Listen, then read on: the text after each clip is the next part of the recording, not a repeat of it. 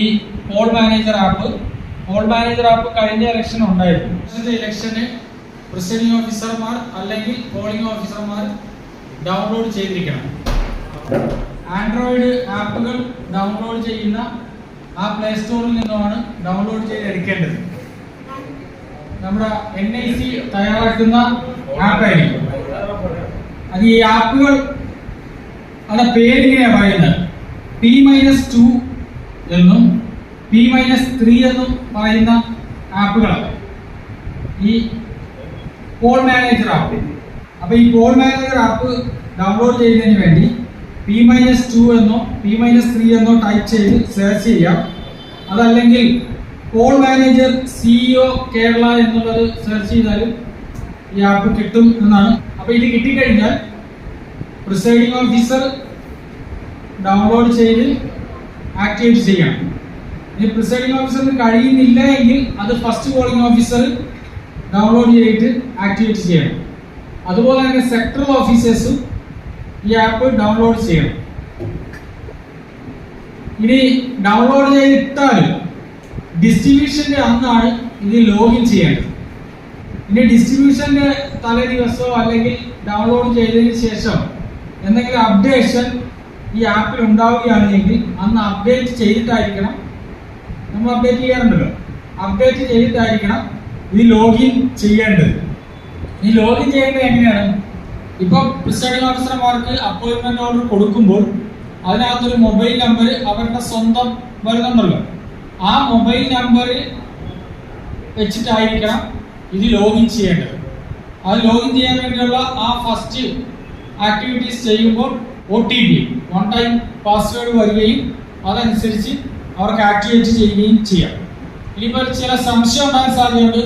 ചിലപ്പോൾ നമ്മുടെ ഡീറ്റെയിൽസ് ഒക്കെ ഓർഡർ ആ സോഫ്റ്റ്വെയറിൽ കൊടുത്തപ്പോൾ നമ്മുടെ മൊബൈൽ നമ്പർ തെറ്റിപ്പോയിട്ടുണ്ടെങ്കിൽ ഡിസ്ട്രിബ്യൂഷന്റെ അന്ന് ഡിസ്ട്രിബ്യൂഷൻ കേന്ദ്രത്തിൽ ഒരു പ്രത്യേക ഹെൽപ്പ് ഡെസ്ക് ഉണ്ടാകും.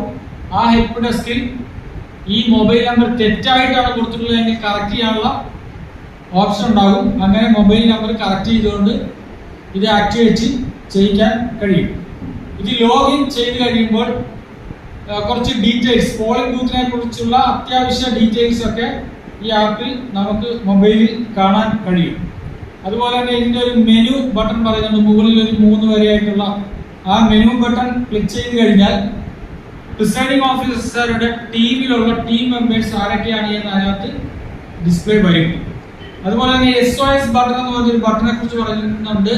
ടോപ്പ് ഭാഗത്ത് റൈറ്റ് ഭാഗത്തായിട്ട് SOS ബട്ടൺ എന്ന് പറഞ്ഞൊരു ബട്ടൺ ഉണ്ട്. അത് ചെയ്തു കഴിഞ്ഞാൽ കുറച്ച് ഡീറ്റെയിൽസ് ഒക്കെ ലഭിക്കും. അതോടൊപ്പം തന്നെ 20 കാര്യങ്ങളാണ് ഈ ആപ്പിലൂടെ, പോൾ മാനേജർ ആപ്പിലൂടെ ഒരു പ്രിസൈഡിംഗ് ഓഫീസർ അല്ലെങ്കിൽ ഫസ്റ്റ് പോളിംഗ് ഓഫീസർ ഓരോരോ കൃത്യ സമയങ്ങളിൽ, പറഞ്ഞിട്ടുള്ള സമയങ്ങളിൽ എൻ്റർ ചെയ്ത് കൊടുക്കേണ്ടത്. 20 ചോദ്യങ്ങളിൽ 2 ചോദ്യം പ്രീ പോൾ ഡേറ്റ, അതായത് ആ ഡിസ്ട്രിബ്യൂഷന്റെ അന്ന് എത്തിച്ചേരുന്നത് വരെയുള്ള ആ കാര്യങ്ങളെ കുറിച്ചുള്ള 2 ചോദ്യങ്ങൾ ഉണ്ടാകും. ബാക്കിയുള്ള 18 ചോദ്യങ്ങളും പോൾ ഡേയുടെ അന്നത്തെ കാര്യങ്ങൾ സംബന്ധിച്ചാണ്. മിക്കവാറും ചോദ്യങ്ങൾ എന്നുള്ള യെസ് ഓർ നോ ഉത്തരവാണ് കൊടുക്കേണ്ടത്. ഇനി യെസ് ഓർ നോ ഉത്തരം കൊടുത്തു കഴിഞ്ഞാൽ, യെസ് കൊടുക്കുന്ന ഒരു ആൻസർ യെസ് കൊടുത്തു കഴിഞ്ഞാൽ പിന്നീട് അത് നോ ആക്കാൻ പറ്റില്ല. അപ്പൊ യെസ് ഓർ നോ കൊടുക്കുമ്പോൾ വളരെ ശ്രദ്ധയോടുകൂടി ആയിരിക്കണം പ്രിസൈഡിംഗ് ഓഫീസർ കൊടുക്കേണ്ടത്. ഇനി നോ കൊടുത്താൽ, ഏതെങ്കിലും ഒരു ചോദ്യത്തിന് നോ കൊടുത്താൽ യെസ് ആക്കാനുള്ള പ്രൊവിഷൻ ഉണ്ട്. എന്നാൽ യെസ് കൊടുത്തു കഴിഞ്ഞാൽ പിന്നെ നോ ആക്കാനുള്ള പ്രൊവിഷൻ ഇല്ല. എന്നാൽ നോ കൊടുത്തു കഴിഞ്ഞാൽ യെസ് ആക്കാനുള്ള പ്രൊവിഷൻ ഉണ്ടാകും. അതുപോലെ തന്നെ GPS ലൊക്കേഷൻ കൊടുക്കാൻ അതിനകത്ത് പറയുന്നുണ്ട്.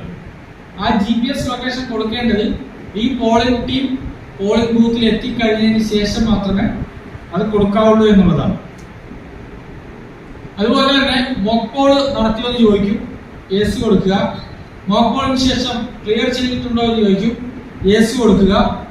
മറ്റൊരു കാര്യം, രാവിലെ 7 o'clock പോളിംഗ് ആരംഭിച്ച് 8 o'clock വരെ, 7 മുതൽ 8 വരെ എത്ര ടേൺ ഔട്ടായി, എത്ര വോട്ട് ചെയ്തു എന്നൊരു ചോദ്യമുണ്ട്. അത് കൊടുക്കണം. അതിനകത്ത് പുരുഷൻ എത്ര സ്ത്രീ എത്ര എന്നുള്ള ചോദ്യം ഉണ്ടാവും, അത് കൊടുക്കുക. പിന്നെ അത് 9 മണി വരെയുള്ള ചോദ്യം ചോദിക്കുന്നുണ്ട്. ആ ചോദ്യം ചോദിക്കുമ്പോൾ 7 മണി മുതലുള്ളതായിരിക്കണം കൊടുക്കേണ്ടത്, ക്യുമുലേറ്റീവ് ആയിട്ടുള്ള. 7 തൊട്ട് 8 വരെ കൊടുക്കുമ്പോൾ 1 മണിക്കൂർ. പിന്നെ 9 മണി വരെ ചോദിക്കുമ്പോൾ 7 തൊട്ട് 9 മണി വരെയുള്ളതായിരിക്കണം കൊടുക്കേണ്ടത്. പിന്നെ അടുത്തത് 10 മണി വരെയുള്ള. അങ്ങനെ 11, 12 ഓരോ മണിക്കൂർ ഇടവിട്ട് ചോദിച്ചുകൊണ്ടേയിരിക്കും. ആ ചോദിക്കുന്നതിനുള്ള ഉത്തരം കൊടുത്തുകൊണ്ടിരിക്കണം. ടേൺ ഔട്ടാണ്, എത്ര വോട്ട് ചെയ്തു എന്നുള്ളതാണ്. 6 മണിയായി കഴിയുമ്പോൾ നേരത്തെ പറഞ്ഞ രീതിയിലുള്ള ക്യൂവിലുള്ള ആളുകൾ കൂടി വോട്ട് ചെയ്യുന്ന സമയത്ത് 6 മണിയാവുമ്പോൾ ക്യൂവിൽ ആളുണ്ടോ എന്ന് ചോദിക്കും. ആ ഉത്തരം കൊടുക്കണം. പിന്നെ ടോട്ടൽ ആയിട്ടുള്ള എത്ര പേര് വോട്ട് ചെയ്തു എന്നുള്ള അതും കൊടുക്കണം. അത് ഫൈനൽ വോട്ടേഴ്സ് ചെയ്യണം എന്ന് പറഞ്ഞാണ് അത് കൊടുക്കേണ്ടത്, ലാസ്റ്റ് കൊടുക്കേണ്ടത്. ഇനി ഏതെങ്കിലും കാരണവശാൽ ഈ ഫൈനൽ ടേൺ ഔട്ട് എടുക്കുമ്പോൾ തെറ്റ് പറ്റിയിട്ടുണ്ടെങ്കിൽ, നേരത്തെ കൊടുത്തതിനകത്ത് എന്തെങ്കിലും തെറ്റ് പറ്റിയിട്ടുണ്ടെങ്കിൽ പുറകോട്ട് പോയി ഓരോ മണിക്കൂറിൻ്റെയും ചോദ്യത്തിന് കൃത്യമായ ആൻസർ കൊടുത്തുകൊണ്ട് അത് ഫൈനൽ ടേൺ ഔട്ടിലോട്ട് കൊടുക്കാൻ പറ്റും.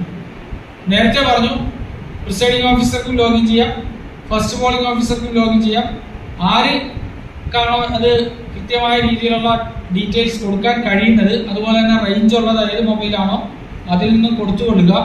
ഇനി 2 മൊബൈലിൽ നിന്നും ആൻസർ കൊടുത്താലും ഒറ്റ പോളിംഗ് ബൂത്തിന്റെ പരിധിയിലായിട്ട് അത് കണക്ക് വകവെക്കുകയുള്ളൂ.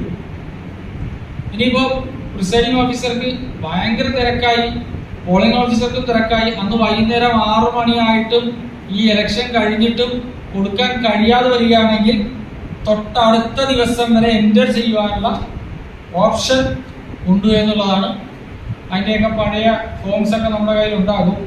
അപ്പോൾ അത് അത്യാവശ്യം പോളിംഗ് ഉദ്യോഗസ്ഥന്മാർക്ക്, പ്രിസൈഡിംഗ് ഓഫീസർമാർക്ക് അറിയാവുന്ന കാര്യങ്ങളാണ്. മറ്റൊന്ന് നേരത്തെ രണ്ടാമത് പറഞ്ഞ ASD ആപ്പ്, അതും ആൻഡ്രോയിഡ് ആ പ്ലാറ്റ്ഫോമിൽ നിന്നും ഡൗൺലോഡ് ചെയ്ത് പോൾ മാനേജർ ആപ്പ് എങ്ങനെയാണോ ചെയ്തത്, മൊബൈൽ നമ്പർ കൊടുത്തതുപോലെ തന്നെ അതും ഡൗൺലോഡ് ചെയ്ത് ഉപയോഗിക്കണം. അതിൽ കൊടുക്കേണ്ട വിവരങ്ങൾ എന്ന് പറഞ്ഞാൽ ആ ബൂത്തിലെ ASD വോട്ടേഴ്സിന്റെ ലിസ്റ്റിൽ നിന്നും വോട്ടുകൾ ആരൊക്കെ ചെയ്തു എന്നുള്ളത്.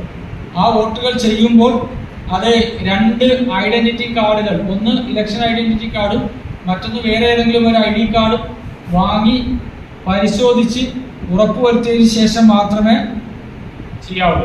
അങ്ങനെ ചെയ്യുന്ന വോട്ടറുടെ ASD ലിസ്റ്റിൽ നിന്നും ഒരു വോട്ടർ വോട്ട് ചെയ്ത് കഴിഞ്ഞാൽ ആ ഡീറ്റെയിൽസ് കൃത്യമായിട്ട് ഈ ആപ്പ് വഴി വിട്ടുകൊടുക്കണം. അദ്ദേഹത്തിന് ഫോട്ടോ ഉൾപ്പെടെ എടുക്കണം. അതിന് ആ ASD ആപ്പിൽ ഓപ്ഷൻ ഉണ്ട്, ക്യാമറ വരും. ക്യാമറ വന്നു കഴിയുമ്പോൾ ആ ഫോട്ടോ എടുത്ത് നല്ല രീതിയിൽ അത് ക്രോപ്പ് ചെയ്ത് അയക്കണമെന്നുള്ളതാണ്. അവസാനം വൈകുന്നേരം ആയി കഴിയുമ്പോൾ അസിസ്റ്റന്റ് റിട്ടേണിംഗ് ഓഫീസർക്ക് എത്ര ASD വോട്ടർ ചെയ്തു എന്നൊക്കെയുള്ള ആ ലിസ്റ്റുകൾ ഈ ആപ്പിലൂടെ അവർക്ക് എടുക്കാൻ പറ്റും. അപ്പോൾ ASD ലിസ്റ്റ് അത്രയും പ്രാധാന്യം നിറഞ്ഞാണ്. അതിൽ നിന്ന് ഒരാൾ വോട്ട് ചെയ്താൽ അത് ഷിഫ്റ്റഡ് ആണെങ്കിലും ഡെത്ത് ആണെങ്കിലും ആബ്സെന്റ് ആണെങ്കിലും ആര് വോട്ട് ചെയ്യുന്നോ അതെല്ലാം കൃത്യമായ പരിശോധനയിലൂടെ നടത്തുകയും ആ വിവരങ്ങൾ ASD ആപ്പിലൂടെ കൊടുക്കുകയും ചെയ്യണം എന്നുള്ളതാണ് നിലവിൽ അതിൽ കിട്ടിയ വിവരങ്ങൾ. പക്ഷേ ഇവർ ഡിസ്ട്രിബ്യൂഷൻ സെന്ററിൽ വെച്ച് ASD നേരത്തെ ഡൗൺലോഡ് ചെയ്ത് അത് ആക്ടിവേറ്റ് ചെയ്തിരിക്കണം. എന്തെങ്കിലും പ്രശ്നം ഉണ്ടെങ്കിൽ ഈ ആപ്പ് പരിഹരിക്കുന്നതിന് വേണ്ടി ഒരു ഹെൽപ്പ് ഡെസ്ക് അവിടെ ഉണ്ടാകും. അത് ടെക്നിക്കൽ പേഴ്സൺസ് ആയിരിക്കും. അപ്പോൾ അവർ ഡൗൺലോഡ് ചെയ്തെങ്കിൽ മാത്രമേ